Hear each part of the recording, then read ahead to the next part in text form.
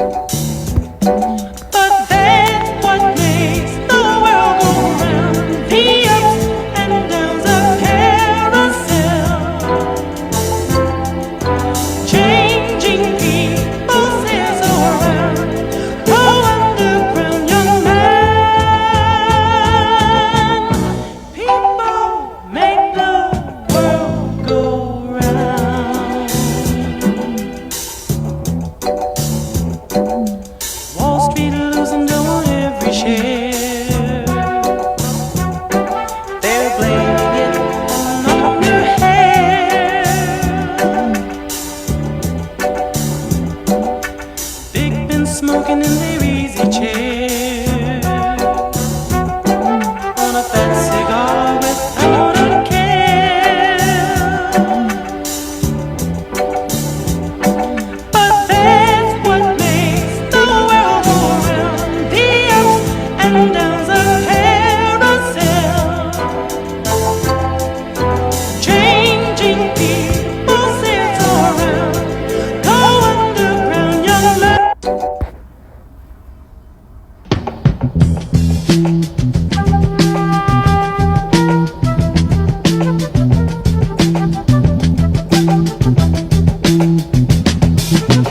You will not be able to stay home, brother. You will not be able to plug in, turn on, and cop out.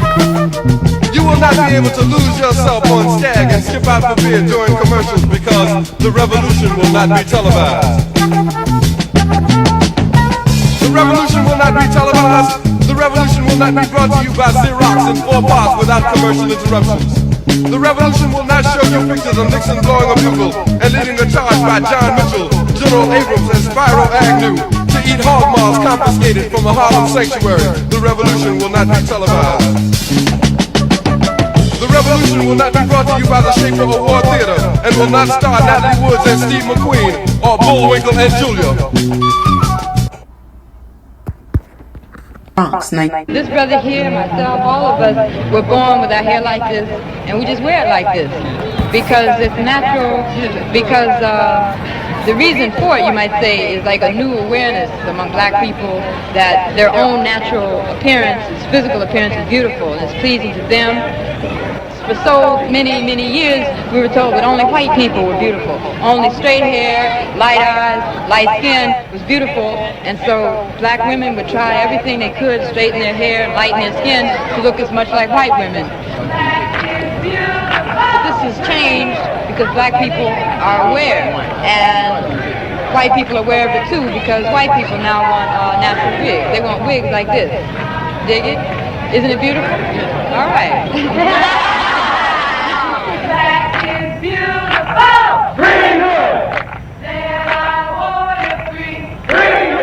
This brother here. Alright, Shalom to the elect of Israel. I want to start by giving all the praises, honor, and glory to whom it rightfully belongs, which is Yahweh, Bahashem Yahweh Shai, Bahashem Rachakodash. And what I said was all the praises, honor, and glory belongs to Yahweh, who is the Heavenly Father, whom the world ignorantly calls God, and the name of his Son, Yahweh Shai, who is the Messiah, whom the world ignorantly calls Jesus, and the name of the Holy Spirit, which in Hebrew is Rachakodash. Double honors to the apostles and elders of Great Millstone, every well. Peace, blessings, and salutations to the elect. And this is a lesson I've been meaning to do for a minute, man. You know, Lord, afforded me time to be able to do it today. So I'm going to be able to get straight to it. All right. But, this lesson I wanted to go because recently went over Ezekiel the 37th chapter. All right. But I wanted to go into a certain part because in this chapter, it does, when you have the understanding, it briefly, covers some history. So, we know that this chapter goes, into the dry bones and everything like that, which these bones represent the Israelites. Ezekiel chapter 37 and verse 11. Then he said unto me, Son of man, these bones are the whole house of Israel, or all 12 tribes. Behold, they say, our bones are dried, and our hope is lost. We are cut off for our parts. But the point is, so I wanted to get at, these bones are the whole house of Israel. Okay? So being that these bones are the Israelites, right? Now, when you go up to the book of Ezekiel, the 37th chapter, right? And I'm going to start at verse 4. Again, he said unto me, he talking about the Lord, unto me, being Ezekiel, prophesy upon these bones, and say unto them, O ye dry bones, hear the word of Yahweh. Thus said the Lord Yahweh unto these bones, behold, I will cause breath to enter into you, and ye shall live. And I will lay sinews upon you, and will bring up flesh upon you, and cover you with skin, and put breath in you, and ye shall live, and ye shall know that I am Yahweh. All right? So, and we, you read this chapter, we understand what this is going into, how the Lord basically, at one point in time, started bringing both southern and northern kingdom, uniting them, right? And then later on, bringing, waking them up to the fact that they're the real Hebrew Israelites. So, going on, right? Verse 7 says, So I prophesied as I was commanded, and as I prophesied, there was a noise, and behold, a shaking, and the bones came together, bone to his bone. Now, you should know that bone sometimes in the Bible represents family, okay? It's the book of 2 Samuel, chapter 5 and verse 1, right? And it says, Then came all the tribes of Israel to David unto Hebron, and spake, saying, Behold, we are thy bone and thy flesh. Okay? Because King David is an Israelite, and so are the rest of the Israelites. All right? Genesis 29 with Laban.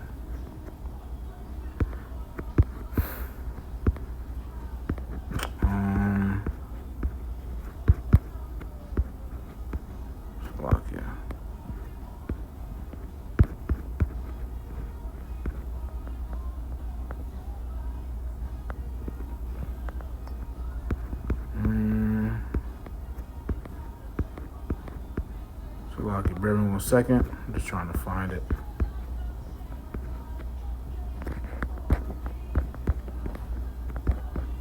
Oh man, it's lucky.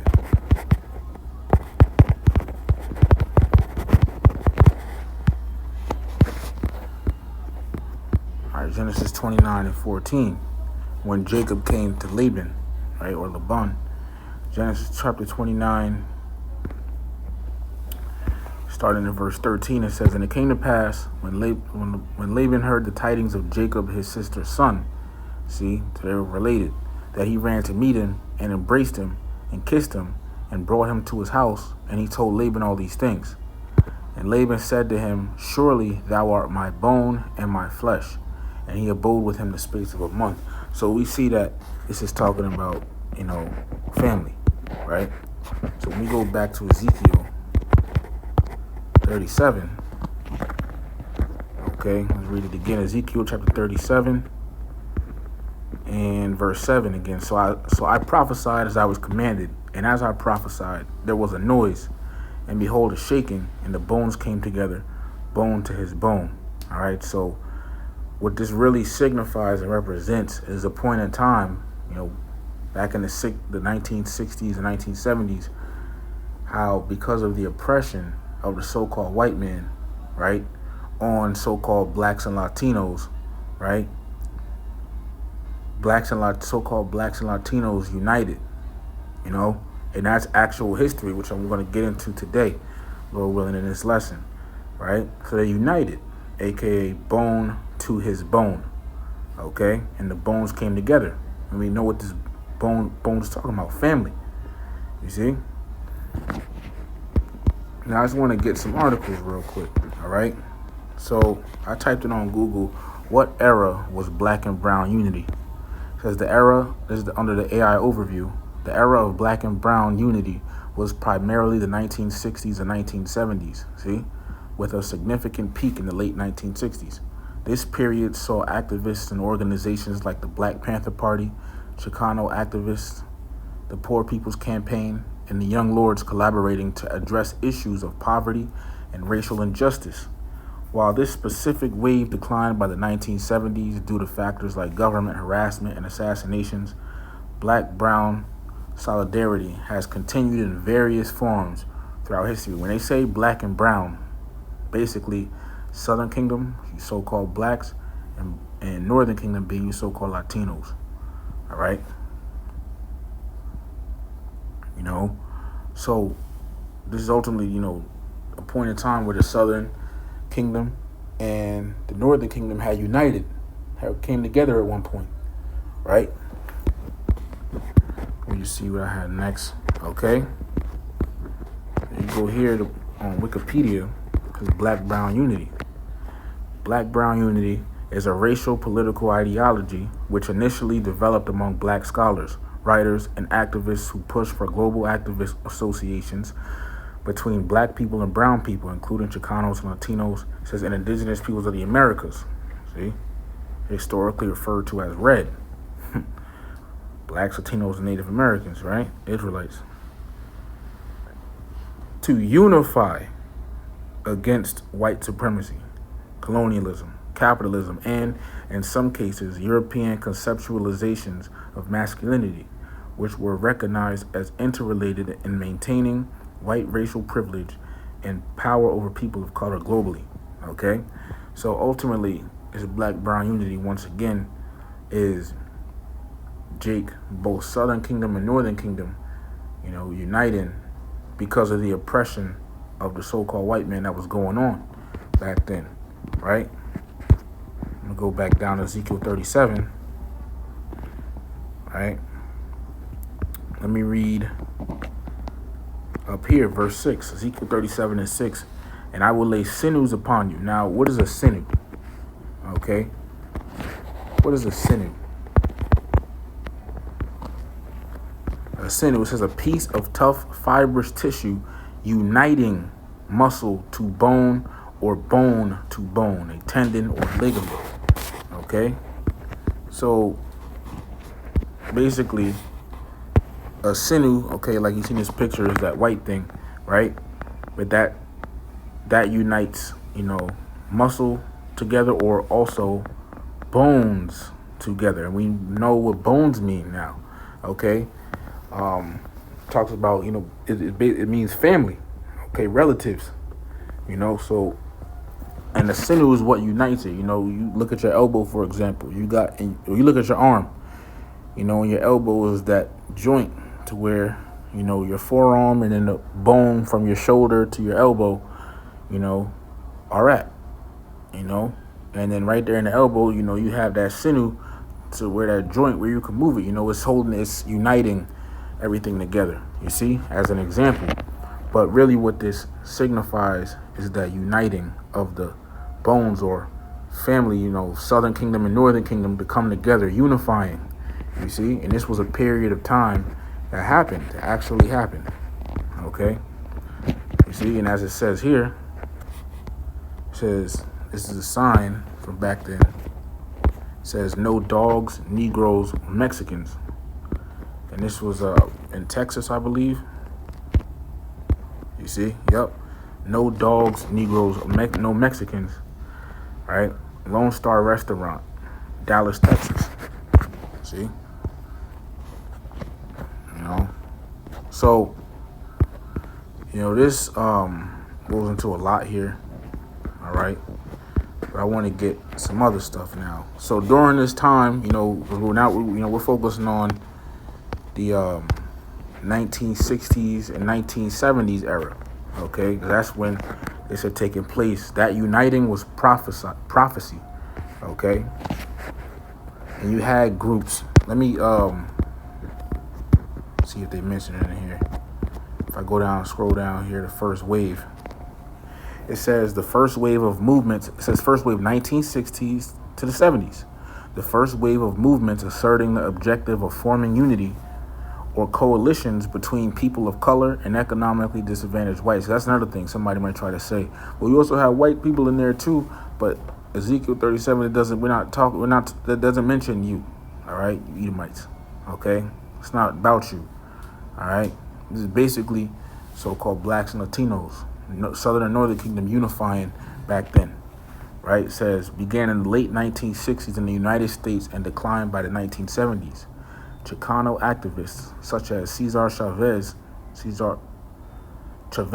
1965 to 1966, and Reyes Lopez Tijerina, if I'm saying that right, in 1967 and 69, collaborated, which means work together, with civil rights and black power organizations to forge black, brown, collaborative activist work. They came together, unified, right? Once again, that noise. Behold, there was a shaking, Ezekiel 37:7. So I prophesied as I was commanded, and as I prophesied, there was a noise. Back at that time, they were getting the people to, unify and everything, so-called black and brown, to unify together, right? And by the way, this is Cesar Chavez, okay? This guy here, all right? Just wanted to put that up there, okay?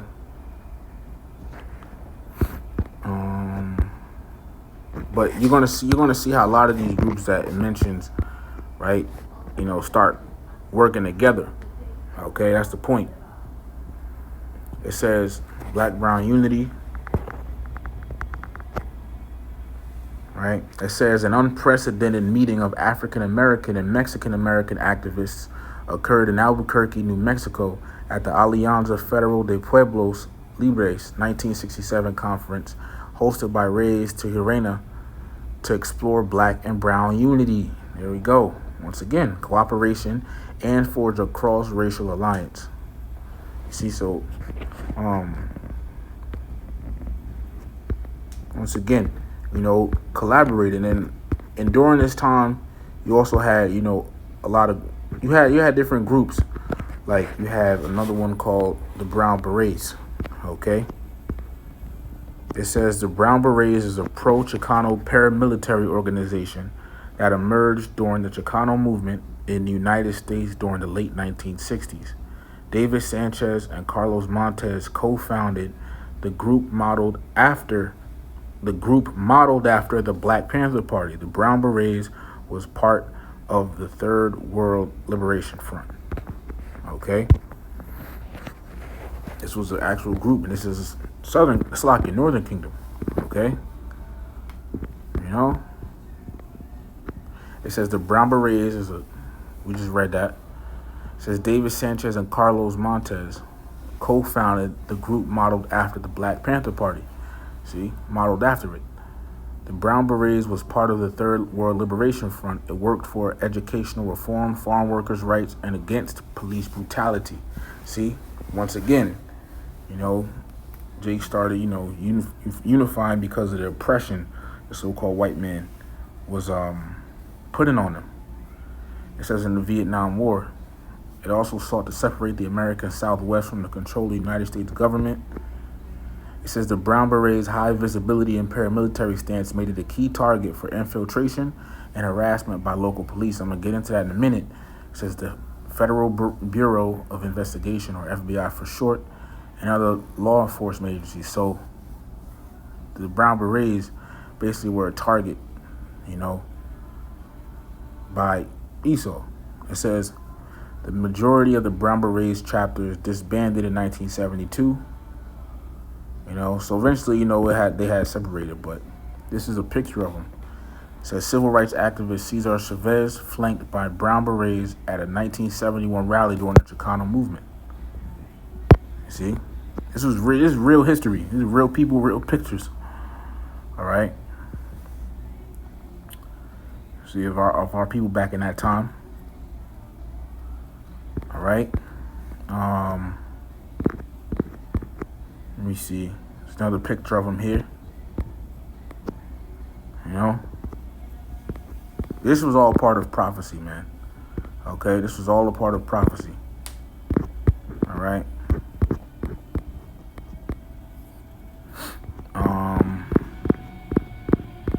Lucky, that noise is just getting loud. I got a radio playing in here. It says Brown Beret Women March in Step, 1970. You see? So you had that movement as well. But just want to see something. Collaborations and influences. The Brown Berets took inspiration from the greater Black Power movement in terms of self-defense and racial pride. See? They were specifically modeled after the Black Panther Party and communicated with the Black Panthers in Los Angeles. Once again, they started unifying Southern and Northern Kingdom. That connection directed the Brown Berets toward a position that aligned with the Third World Liberation Front. The point is how they had unified, though. That's the point. You see? You know? This is a nice picture. Pretty woman. Okay? But they had unified, right? Now, before I go, to Southern Kingdom, let me get this one as well. The Young Lords, as you saw in the beginning of this video, this was a, them as well as the Black Panthers, recently, they had something in Harlem, New York, where they were feeding people, this group here, the Young Lords and the Black Panthers. Now it says, Salakia for the background noise, that's really crazy, man. But it says, Young Lords, the Young Lords, also known as the Young Lords Organization, were a far-left political organization that developed from a Chicago street gang founded in 1959. That's their pictures. And you see, look, Southern and Northern Kingdom, man. You see the afros in the back, right? And this was really, ran by Ephraim. It says the Young Lords were a far-left political organization that developed from a Chicago street gang founded in 1959 with major branches in Chicago and New York City. They were known for their direct action campaigns, including building occupations, sit-ins, and garbage dumping protests. They also provided community service programs for the neighborhoods they operated in, including child care and medical services, as well as free breakfasts. See? Under the leadership of Jose Cha-Cha Jimenez, all right, and this is him. See? You see the Puerto Rican flag at the top of his hat, if you can see that. I believe that's Puerto Rican. Okay? It says, who was inspired. So this is under the leadership of Jose Cha-Cha Jimenez, who was inspired by civil rights leaders in the Black Panther Party. See? There goes it again. The Chicago Young Lords allied themselves with various socialist organizations. All right? The Chicago Young Lords allied themselves with various socialist organizations. They allied, unified. You see? And this is this was basically a Puerto Rican group.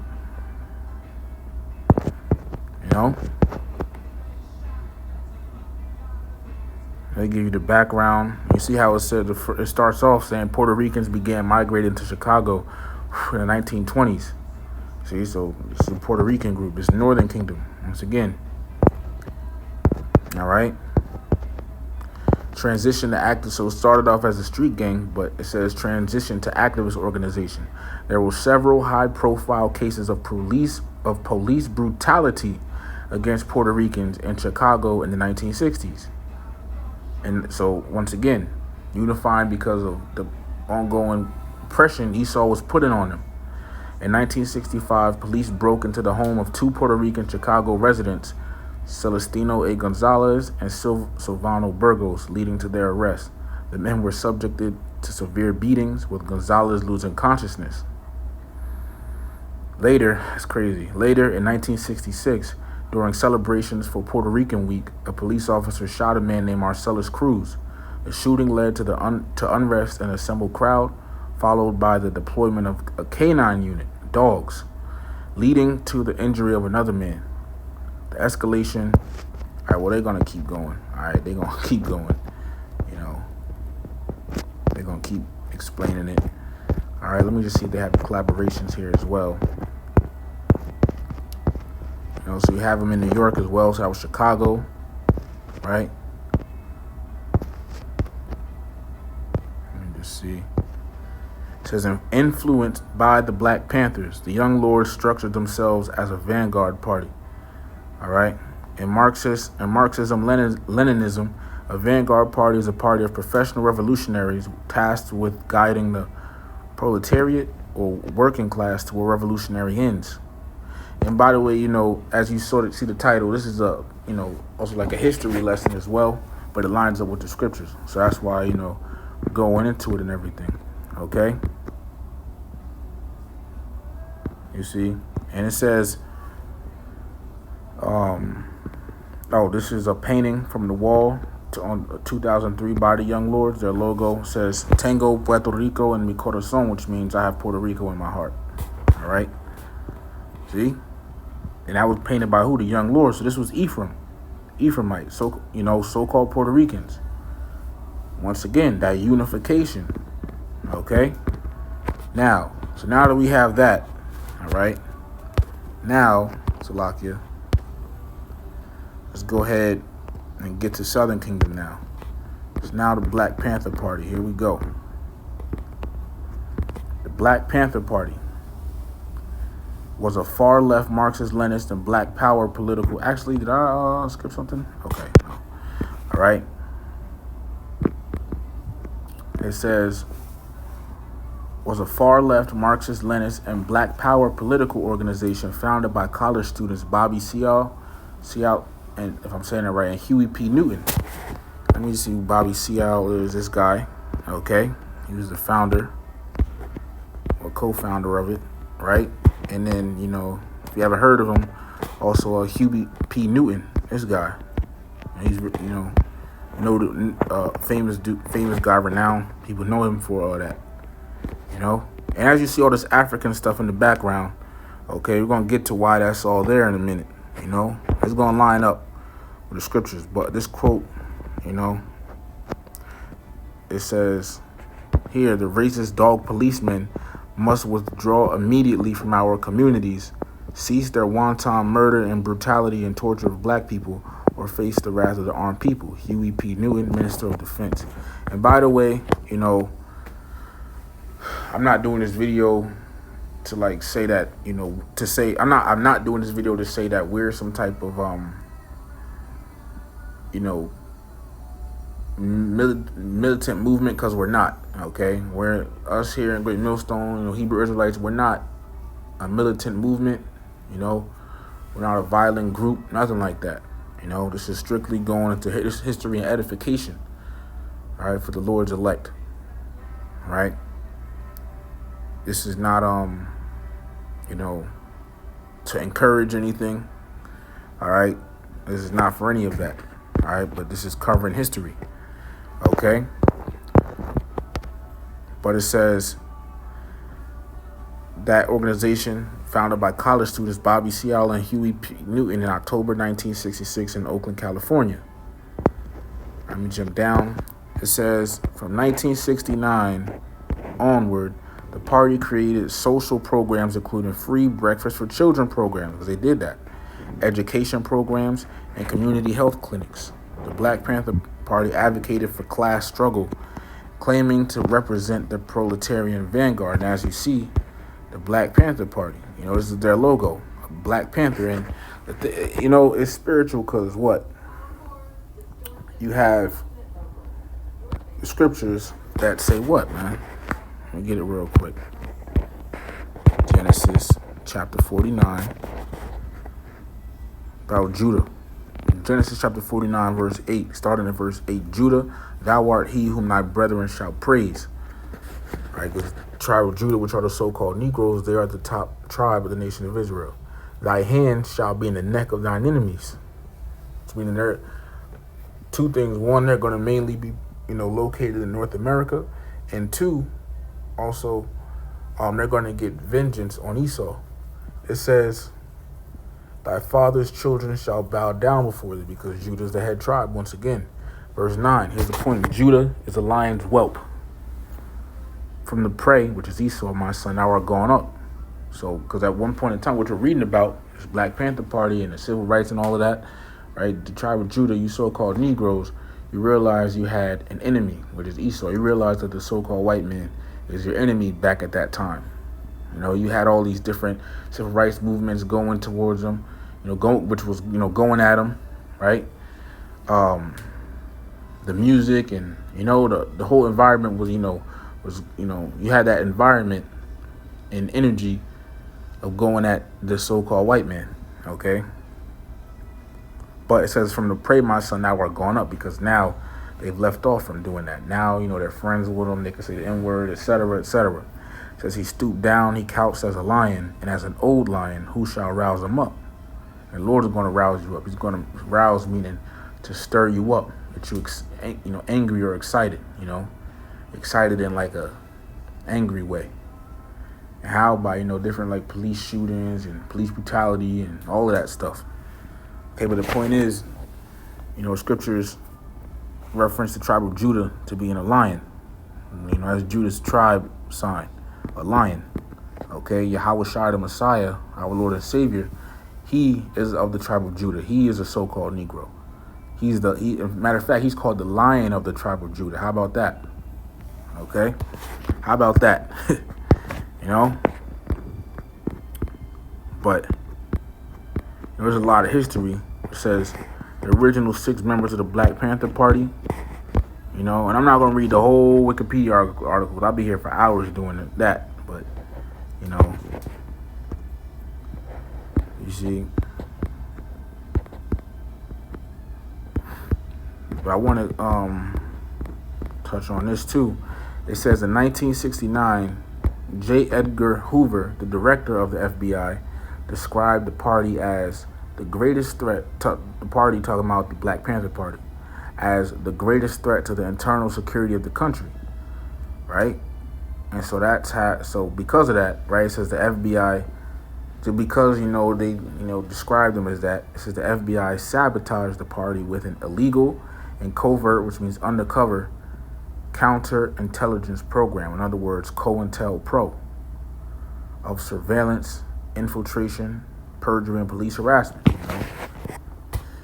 And that's, you see in these movies that go back in that time, how like different civil rights movements and things like that, different, political parties of so-called blacks, got infiltrated, they would have spies sent among them and everything, You click COINTELPRO, right?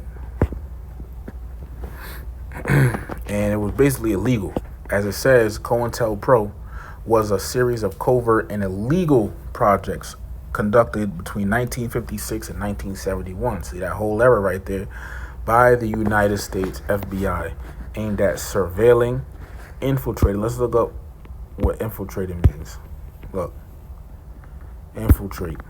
Enter or gain access to an organization or place, etc., surreptitiously and gradually, especially in order to acquire secret information. You see?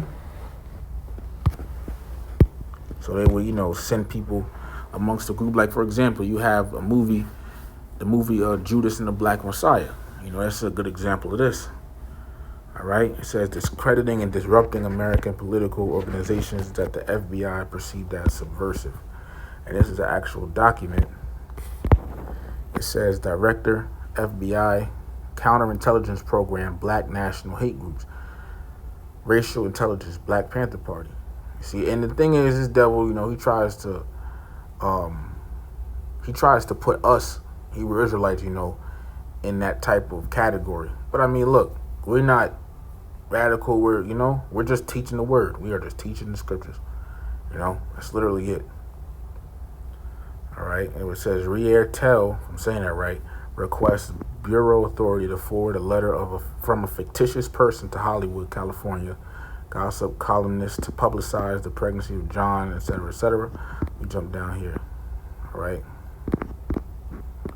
To protect a sensitive source of information from possible compromise and to ensure the success of your plan, Bureau feels it would be better to wait approximately 2 additional months until Seaberg's pregnancy would be obvious to everyone if deemed warranted. Submit your recommendation at that time. So this is a letter.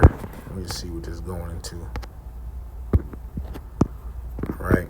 It says COINTELPRO memo proposing a plan to expose the pregnancy of actress Jean Seberg, who was a financial supporter of the Black Panther Party, hoping to possibly cause her embarrassment or tarnish her image with the general public. Covert, meaning undercover campaigns to publicly discredit activists and destroy their interpersonal relationships were a common tactic used by COINTELPRO agents. Remember, Esau is a cunning hunter. The scriptures say that about him. Okay?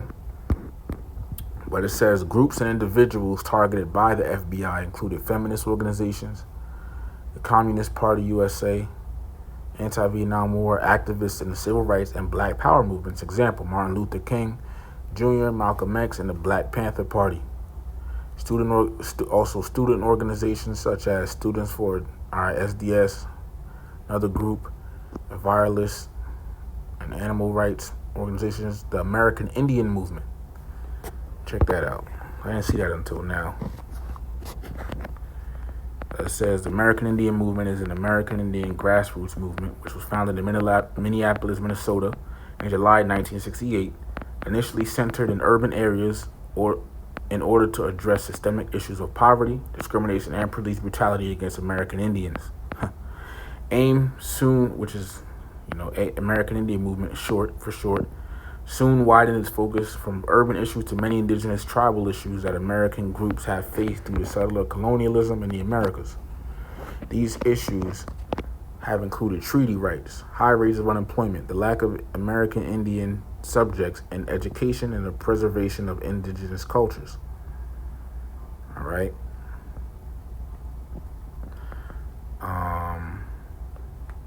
I have to look more into this. Well, I want to say that this is GAT, so-called Native Americans. So now that's true, it's going to the whole Israel, man, so-called blacks, Latinos, and Native Americans. But this COINTELPRO thing, right, once again, was like an undercover thing by FBI, aka, but it's, something Esau has, all right, a group Esau has, all right, but, basically sabotage and disband certain movements, people they deem as threats. This is what that COINTELPRO thing is. All right. It says the American Indian Movement, Chicano and Mexican American groups like the Brown Berets and the United Farm Workers and independence movements, including Puerto Rican independence groups such as the Young Lords and the Puerto Rican Socialist Party. See? So this was something that they did back in that time. All right. But it says the FBI sabotaged the party, Black Panthers, with an illegal and covert counterintelligence program, or COINTELPRO, of surveillance, infiltration, perjury, and police harassment, all designed to undermine and criminalize the party. See? The FBI was involved in the 1969 assassinations of Fred Hampton and Mark Clark, who were killed in a raid by the Chicago Police Department. Right? Black Panther Party members were involved in many fatal firefights with police.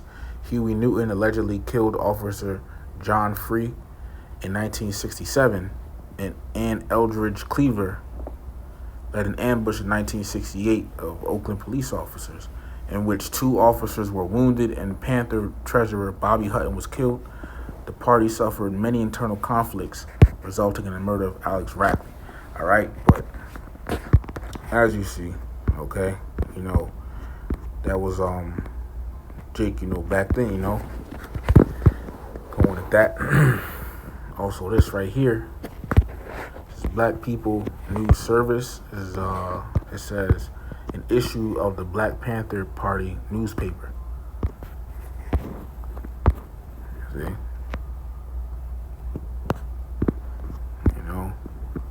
as Black oppressed people take to protest against racism and exploitation. Right, they had that newspaper. All right, you can pause it and read it. All right, this is Bobby Seale and Huey Newton. This is Drake going at it back then. This is another picture. All right, with Drake back in that time. You see, so this stuff was actually happening back then, man. Okay.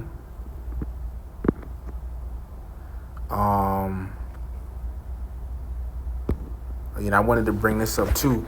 Just to show some things. This is the Black Panther Party first publicized its original What We Want Now 10-point program on May 15th, 1967. All right. And let me just read it. It says, we want freedom. We want power to determine the destiny of our black community. We want full employment for our people. We want an end to robbery by the... So they go through all these demands and everything. Okay. Even here it says, we want land, bread, housing, education, clothing, justice, and peace. But remember, see, that's the thing they didn't understand back then. You see, it's why it was also needful for the Lord to bring us back to who we are and put this wisdom, knowledge, and understanding within us. It's Deuteronomy chapter 28 and verse 48. Therefore shalt thou serve thine enemies, which Yahweh shall send against thee, in hunger, and in thirst, and in nakedness, and in want of all things. We have to go to this Esau. We have to go to Esau, the white man. If we want for food, for water, for clothing, for whatever else we would need. That's why, they say that we want land, bread, housing, education, clothing, justice, and peace. You saying we want, you're basically, and you put that out there, you're telling them that's what you want, and the curses are on us, so we have to go to this devil to get it. You see? And there's actually a paper that they had done with that. This right here. And you can always pause it and read it if you want.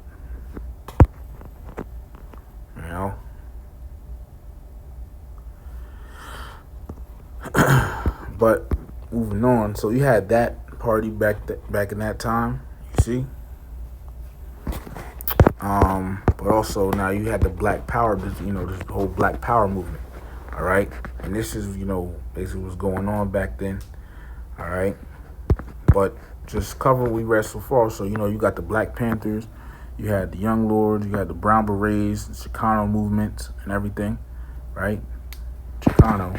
Let me read that real quick. It says Chicanos are people of Mexican American descent who have reclaimed the term to express a distinct cultural and political identity, particularly in the southwestern United States. The word was originally used in a derogatory way, but it was embraced during the Chicano movement of the 1960s and 70s as a symbol of cultural pride, empowerment, and resistance against assimilation. This identity often reflects a non-Anglo worldview and a sense of unity among those with Mexican heritage. All right. So let me go ahead to this Black Power movement and read some of this. This is good right here. It says the Black Power movement or Black Liberation movement emerged in the mid-1960s from the mainstream civil rights movement in the United States, reacting against its moderate and incremental tendencies and representing the demand for more immediate action to counter white supremacy. So, you see where this is heading. You see kind of where this, movement came from, why it was going on. It says many of its ideas were influenced by Malcolm X's criticism of Martin Luther King Jr.'s peaceful protest methods, right? The 1965 assassination of Malcolm X, right? So it says many of its, so this is, the things that, kind of put the spark to the keg. These are the things that, kind of like influenced it to start happening. All right. Oh, man, it's locky. Bear with me. But, it says also, too, now, it says while thinkers, it says like the 1965 assassination of Malcolm X, coupled with the urban riots of 1964 and 1965, man, ignited the movement. And what was that? It says the ghetto riots. It says the term ghetto riots, also termed ghetto rebellions, race riots, or Negro riots, refers to a period of widespread urban unrest and riots across the United States in the mid to late 1960s, largely fueled by racial tensions and frustrations with ongoing discrimination, even after the passage of major civil rights legislation. highlighting the issues of racial inequality in northern cities that were often overlooked in the earlier focus on the southern states. Rioters often acted collectively, destroying property they viewed as being owned by those exploiting them. So they destroyed it because, they feel like that was, owned by their oppressors, But it says, while intervening police officers were often viewed by participants as agents of a racist system. As you see, them getting that Jake here, got him all up on the car. And it's like, if you're going to arrest them, you don't got to do all that, I understand they rioting, but ain't you there to protect and serve, right? So you see this place is not built for you. This place in America is not built for you so-called blacks, Latinos, and Native American Indians. You see? Also, it says the 6 days of unrest during the Harlem riot of 1964 is typically viewed as the first of the riots, which were all uncoordinated with each other, unplanned, and most often in cities during the summer months. The pattern caused over 150 separate incidents of violence and unrest over the long, hot summer of 1967. It says the most destructive riots taking place in Detroit and Newark. And Newark is in New Jersey. Newark, New Jersey, man. All right. And I've heard about it. I got family members that, living through that time. They, told me a little bit about it. And 1967 riots, Newark, New Jersey. Just, showing you kind of what was going on, how bad it was. See? And this was all, because of the oppression Jake was getting by this devil. Detroit. These are buildings destroyed by the riots and everything. Okay, and this is also where you get that movie called Detroit. It was a good movie to me. I like movies like that, This is where this movie comes from. All right, this is the history behind it. It's a good movie. All right. It says, in the summer of 1967, rioting and civil unrest starts to tear apart the city of Detroit. 2 days later, a report of gunshots prompted the Detroit Police Department, the Michigan State Police, and the Michigan Army National Guard to search and seize an annex of the nearby Algiers Motel. Several policemen start to flout procedure by forcefully and viciously interrogating guests to get a confession. By the end of the night, 3 unarmed men are gunned down while several others are brutally beaten. All right, and that's what they, show you in this movie here. These all never loved you Jakes, man.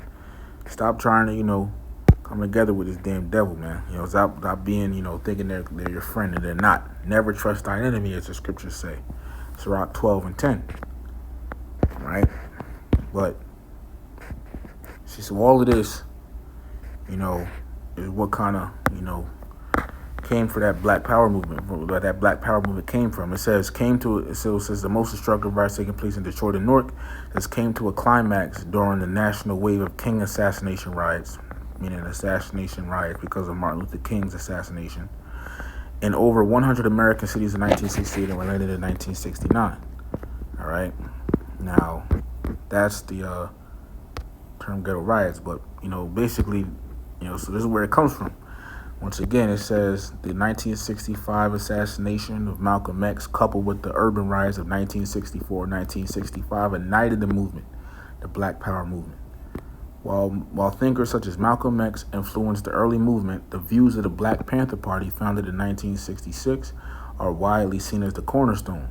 Black Power was influenced by philosophies such as Pan-Africanism, Black nationalism and socialism, as well as contemporary events such as the Cuban Revolution and the decolonization of Africa. This Pan-Africanism, that's what this nigga Dr. Umar is on.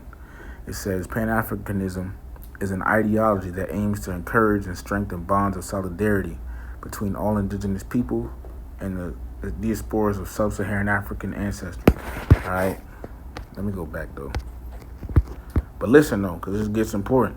It's It says, during the peak of the Black Power movement in the late 1960s and early 1970s, many African Americans adopted Afro hairstyles, African clothes, or African names, such as Stokely Carmichael, the chairman of the Student Nonviolent Coordinating Committee, who popularized the phrase Black Power and later changed his name to Kwame Ture to emphasize their identity. Now, so during this time, the 1960s, it says it's late 1960s and 1970s, with this Black Power and everything, as you saw in the video, that woman, right, talking about the Afro, basically Jake was taking on, trying to adopt African clothes and African names, right? Because that's what they were taught they come from. You see, it's the Afro. The Afro was a hairstyle. You get it. All right. 1960s and 70s says the effect of the civil rights movement brought a renewed sense of identity to the African American community, which also resulted in redefinition of personal style that included an appreciation of Black beauty and aesthetics. See, because remember in that video we watched earlier, with the girl saying, they've been taught all their life that white is beautiful, and then you see them at the end basically admiring themselves, saying they like their brown skin and their afros and everything. We're saying, ain't nothing wrong with that, but also we're not black. We're all different shades of brown, all right? Us Israelites and so-called blacks, we're not literally black. We're different shades of brown. And black is also a term used to describe something wicked or evil or sinister, But it says, so during this time it says, which also resulted in a redefinition of personal style that included an appreciation of Black beauty and aesthetics as embodied by the Black is Beautiful movement. See, the cultural movement marked a return to more natural, untreated hairstyles. The Afro became a powerful political symbol which reflected Black pride and a rejection of notions of assimilation and integration, not unlike the long and untreated hair supported by the mainly white hippies. Okay, so all of this was going on back then, And you got the Jackson 5, Michael Jackson, his brothers and everything. So all this stuff, was going on back then. Okay? And I want to read some more of this article. I didn't read all down here yet. All right?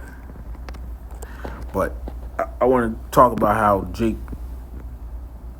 as it says, they adopted African clothes and African names. This is a part of them. That was also a part of that, those dry bones, man.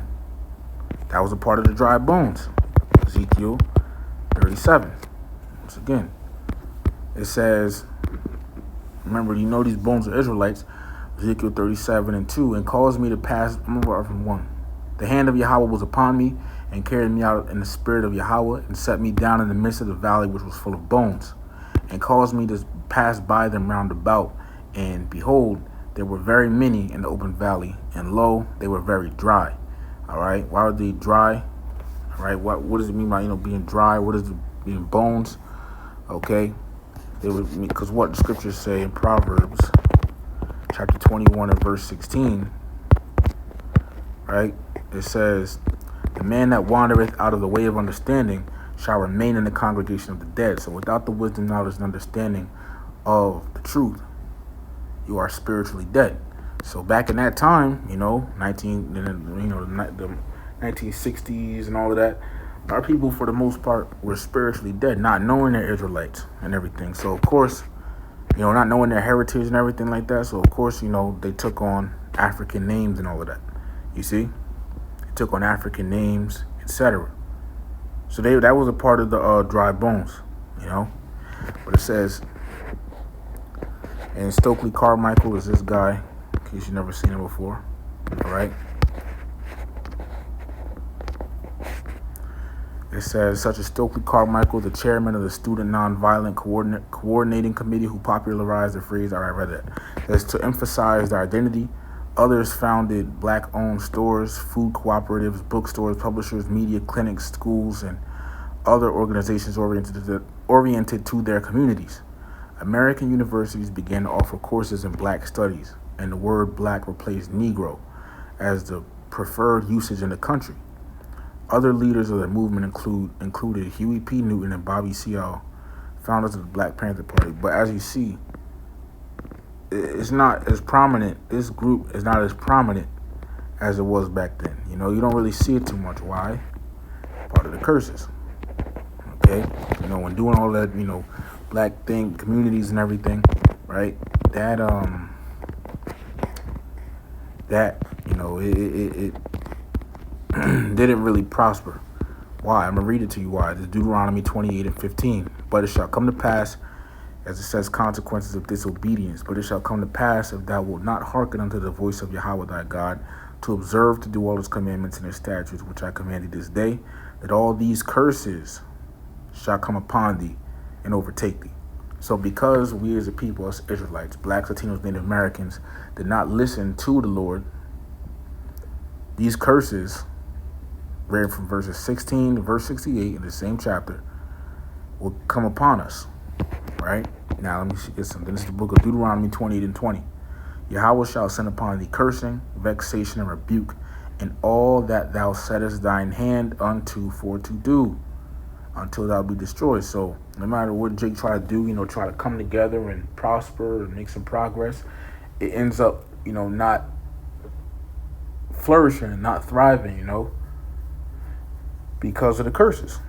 That's it. That's why, you know, Jake feel like it's always a ceiling, you know, that they can't get past or whatever when they try to do something, because it's the curses, man. It says, and until thou perish quickly. Why?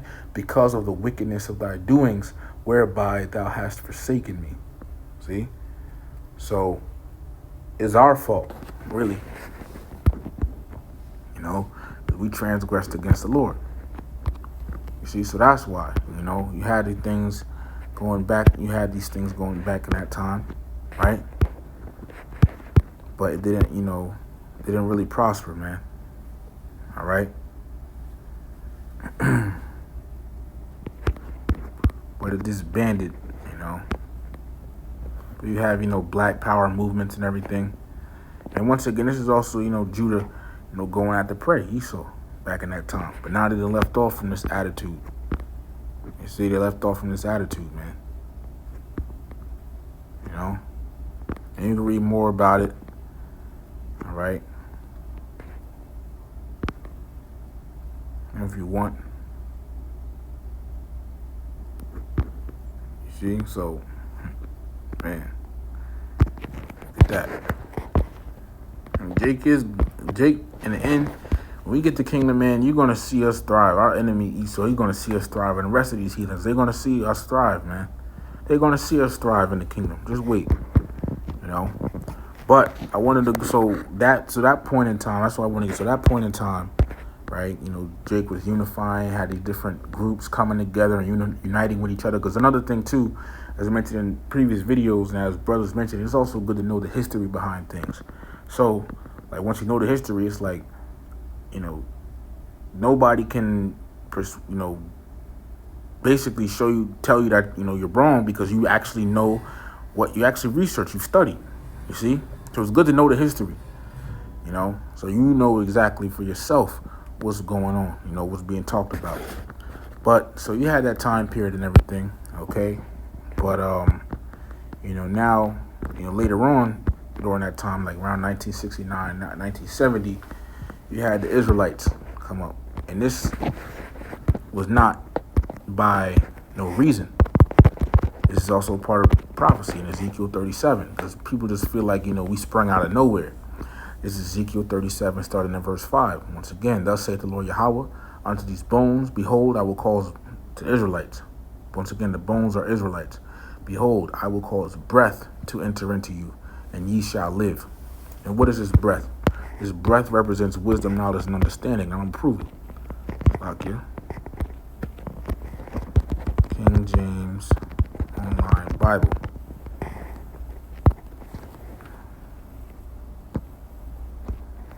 This is the book of Wisdom of Solomon, chapter 7 and verse 24.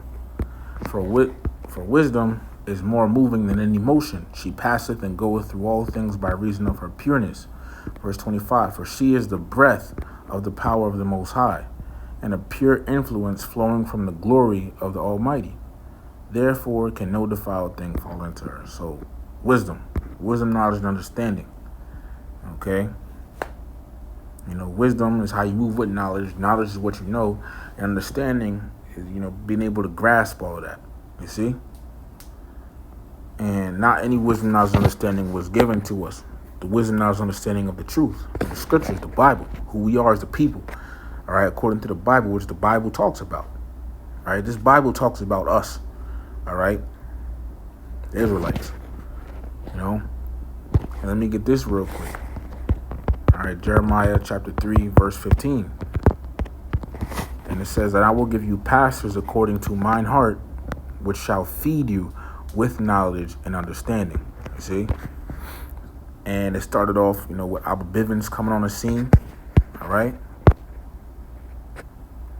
You know, and I wanted to touch on that. War on Crime, 1968. You know, it just goes into how, you know, there was, you know, police brutality back then and everything. You know, let's read a little bit of it. In 1968, President Lyndon Johnson launched the War on Crime, sending militarized police forces in impoverished black neighborhoods, facing increasing surveillance and brutality. Residents threw rocks and Molotov cocktails at officers, plundered local businesses, and vandalized exploitative institutions. There you go. You know, that happened. So that led to, you know, Jake getting roused up and all of that back then, you know, with the civil rights movement and all of that stuff. Okay. But going back now. All right. So after, you know, you had that period of time, and once again, 1969 rolled around, 1970. Jake, you know, started waking up, you know. And then I typed in on Google, who was Abba Bivens? It says the founder of the first grouping and the movement was Abba Bivens. Abba Bivens, real name Edward Meredith Bivens. I don't know all the, you know, that, but says who claimed a former slave taught him that blacks and Native Americans were actually Israelites while traveling from Pennsylvania to New York. Now, I don't know the whole history behind that. You know, that's, you know, something I don't really get too much into. Okay. You know, about this man, Abba Bivens. But we do know that, and we believe that Abba Bivens is Elijah coming back in the reincarnation. And I'm going to prove it. It's the book of Malachi, chapter 4, starting at verse 5. Largely verse 5, it says, behold, I will send you Elijah the prophet before the coming of the great and dreadful day of Yahweh. Now, John the Baptist was Elijah in one of Elijah's reincarnations. Okay? You know, the Elijah reads about in 1 Kings, the prophet Elijah, he came back as John the Baptist, right, during the time of Yahweh Shai. All right? But this prophecy wasn't totally fulfilled back then because the day of the Lord did not come back then. The day of the Lord describes fire, destruction, and everything, right? That didn't come back then. Okay? They didn't, you know, it describes it on a mass scale, globally, you know? The day of the Lord is about to come in this time. Right, and before it comes in this time, Abba Bivens came on the scene. You see, started waking us up and everything. You know, preaching the truth, which woke us up, telling us, you know, we're the Israelites and everything. And then from him, the men on down, like Elder Yaquab, Elder Mashah, you know, Elder Ariyah, you know, our apostles and elders of Great Millstone's elders. And you have the apostles, elders of Great Millstone later on, you know, in 2007 and everything on the internet. And the brothers under them, like-minded as them. See? So, this is all a part of that, you know, waking up. All right? Behold, Ezekiel 37:5 again. They'll say the Lord Yahweh unto these bones, behold, I will cause breath to enter into you, and ye shall live. Which is that wisdom, knowledge, and understanding of the truth, the Bible. And ye shall live, it says, verse 6, and I will lay sinews upon you, and will bring up flesh upon you, and cover you with skin. So the Lord, you know, will have Jake, so-called blacks, Latinos unite during the 1960s and 70s because of the oppression that the white man had put on them. It says, and put breath in you. And eventually later on, you know, the Lord will start waking us up to the fact that we're the Israelites, you know, and with the, and also, you know, give us this 100% doctrine that GMS teaches. It says, and ye shall live, and ye shall know that I am Yahweh. Verse 7, so I prophesied as I was commanded, and as I prophesied, there was a noise, and behold, a shaking, and the bones came together, bone to his bone. Now you should know what this means. Black and brown uniting back in that time. Verse 8, and when I beheld, lo, the sinews and the flesh came up upon them, and the skin covered them above. But there was no breath in them, because when they did all that uniting back then, yeah, they were uniting, because of, for a common cause, but they weren't uniting yet because they weren't uniting because they knew they were Israelites. You see? That time didn't come yet. That preaching time didn't come yet. You see? That's why it says, but there was no breath in them. They were uniting. Remember, the sinews is, uniting the bone being family, relative. Okay? So black and brown, southern and northern kingdom did unite back then, but it wasn't under the fact that they're Israelites. All right? Just yet. It wasn't because of that, because it wasn't, being preached until like around 1969. And well, let me not say that, because our apostles and elders of Great Millstone, have said differently. So Salaki, I'll take that back. But the Apostle Ramlab did say when he was breaking this chapter down, is that basically, Jake wasn't really listening back then, But when it says, but there was no breath in them, they didn't, really unite yet, because they weren't uniting. They didn't unite. Black and brown did not unite because of, the truth, because they know that they're Israelites, etc. They didn't unite because of that. Right? Yet. All right. Verse 9. Then say he unto me, prophesy unto the wind, prophesy, son of man, and say to the wind, thus saith the Lord Yahweh, come from the four winds, O breath, and breathe upon these slain that they may live. So I prophesy, and that, once again represents, starting from Abba Bivens, and then the men under him, our apostle, Elder Great Millstone, etc., preaching the truth, waking up our people, to the fact that we're the real Hebrew Israelites, to the truth, the wisdom, knowledge, understanding of the scriptures, right? So Lord, because we fell away from it. Let me get that. Jeremiah chapter 17, verse 4. It says, and thou, even thyself, shalt discontinue from thine heritage that I gave thee, and I will cause thee to serve thine enemies in a land which thou knowest not, for ye have kindled a fire in mine anger, which shall burn forever. Okay? So, we, all right, at one point in time, left off from who we are as a people. Our heritage, all right, and that time was slavery, it was beaten out of us, The fact that we're, as Apostle Tahar said, this devil, the white man, he beat the Hebrew Israelite out of us back then during the time of slavery, chattel slavery. You see? He beat it out of us, And over time, we forgot who we are. And that was prophecy that happened, okay? Forgot, we are the real Israelites, our cultures, heritage, all of that stuff, you see? But the Lord, is giving it back to us now, you see? And it started with certain men to come start preaching it. All right, this is what this is going on right here.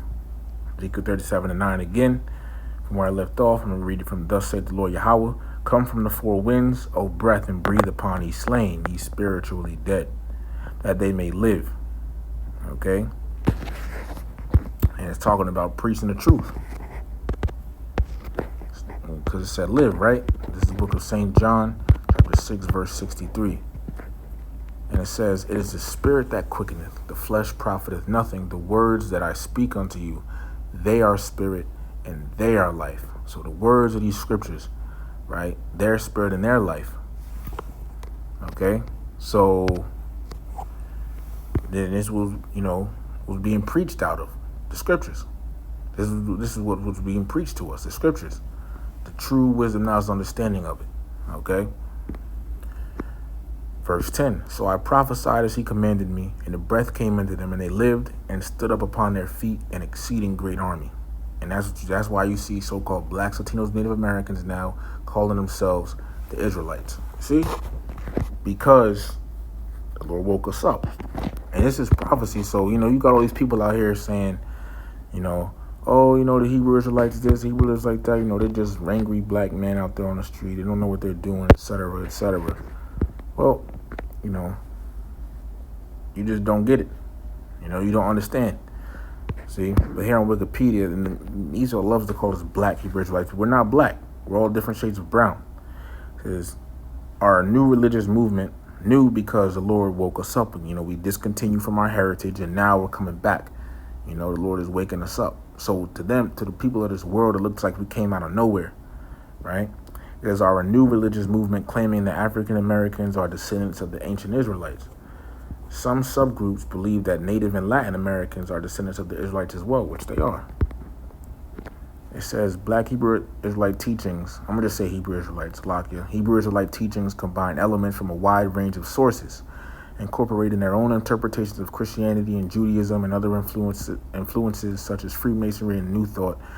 Many choose to identify as Hebrew Israelites or, be Hebrews rather than Jews. It says Hebrew Israelism is a non-homogeneous movement composed of numerous groups with varying beliefs and practices. Hebrew Israelites are not associated with the mainstream Jewish community, and they do not meet the criteria that are used to identify people as Jewish by the Jewish community. But because how are you going to tell us that we have to meet the criteria by people that are not us, but pretend to be us? I gotta say it like that. It says they are also outside fold of the mainstream Christianity. All right. And ultimately, this devil is going to come down with great wrath, and the most he's going to come after anyone who calls himself a Hebrew Israelite. And this is a picture from 1995 in New York City. All right. So you see Ezekiel 37, it's been going on ever since back then.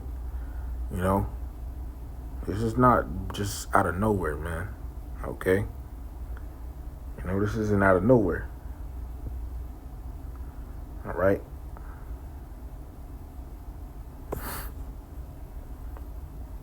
You see the sign over there too. And then the guy Drewski today, not today, but recently he made a mockery. But these people are gonna get theirs, man. They like to say that, we're dressed up all weird. It just looks strange to them. It looks different to them. It's not something that they are used to or accustomed to. See, now if we were up there looking like pastors with suits on, or either a suit made by the white man, then it would be different. It wouldn't be a problem. Everyone has a problem when you call yourself a Hebrew Israelite, but they're not a problem if you call yourself black or whatever, right? It's crazy, So I wanted to get that, how, we started waking up. See? Now let me get this. It's the book of Isaiah, showing that this is prophecy. This is literally prophecy that we woke up. Isaiah 44 started in verse 1. Yet now hear, O Jacob, my servant, and Israel, whom I have chosen. Thus saith Yahweh that made thee, and formed thee from the womb, which will help thee. Fear not, O Jacob, my servant, and thou Jeshurun, whom I have chosen. For I will pour water upon him that is thirsty, and floods upon the dry ground. I will pour out my spirit upon thy seed, and my blessing upon thine offspring. And the water is talking about the truth, knowledge, wisdom, understanding of the truth. Because this truth is likened unto water. The scriptures is truth likened unto water. St. John chapter 7 and verse 38. He that believeth on me, as the scripture hath said, out of his belly shall flow rivers of living water. Scriptures. Because scriptures will come up in abundance, and the belly means, the mind. It's used to take in knowledge, etc., aka eat. All right. But, out of his belly, come rivers of living water. Edification coming out in abundance to edify the elect. Is Isaiah 55 and 1. Ho, everyone that thirsteth. Remember, Yahushua said in John 4 that those basically that thirst, basically whoever drinks of the water that he should give us is not going to thirst anymore. Not literal water, but this truth. Let me get that actually. St. John chapter 4, starting at verse 13. Oh, man. John 4, verse 13. It says, Yahushua answered and said unto her, whosoever drinketh of this water shall thirst again. regular water. Verse 14, but whosoever drinketh of the water that I shall give him shall never thirst. So this is not literal water, it's talking about the scriptures, but it's referring to it as water. And thirst means to be spiritually thirsty. Once we get this truth, see, we're not looking for answers anywhere else. You know? We good, satisfied, satiated. But the water that I shall give him shall be in him a well of water springing up in the everlasting life, because ultimately this is going to lead to immortality. All right? But Ezekiel, oh no, it's like Isaiah 44. Okay, so back to Isaiah 44. Now we see it's talking about water, right? Isaiah chapter 44, verse 3, for I will pour water upon him that is thirsty, and floods upon the dry ground. I will pour my spirit upon thy seed and my blessing upon thine offspring. And they shall spring up as among the grass, as willows by the watercourses. So this is going into what? The Lord waking us back up to who we are as being the real, true Hebrew Israelites. Okay? And look, as it says in verse 5, one shall say, I'm Yahweh's, another shall call himself by the name of Jacob, another shall subscribe with his hand unto Yahweh, and surname himself by the name of Israel. And this has to do with us coming back to our heritage as being the real Israelites. You see, so this is by no coincidence that we woke up. All right? You know? This is by no coincidence, man. All right? But I mean, that's basically it. You know? That's basically it, man. Just, covering some history so we have, a good understanding. All right?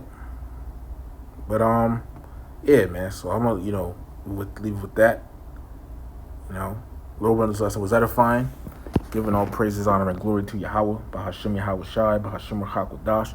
Double honors to the apostles and elders of Great Millstone, every well. Peace, blessings, and salutations to the elect. Shalom to the elect.